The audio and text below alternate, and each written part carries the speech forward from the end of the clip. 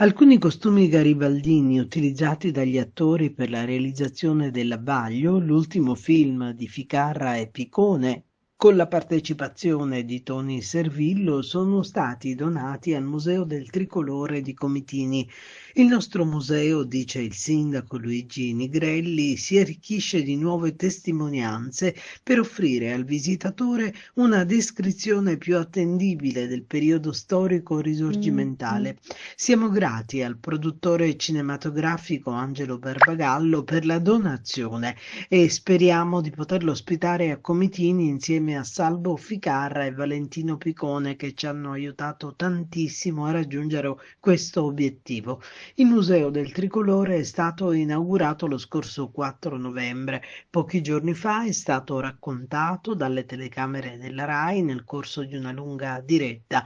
Nei prossimi giorni, dice ancora il sindaco Nigrelli, il museo si arricchirà di una medaglia d'argento conferita ai partecipanti alla guerra d'indipendenza.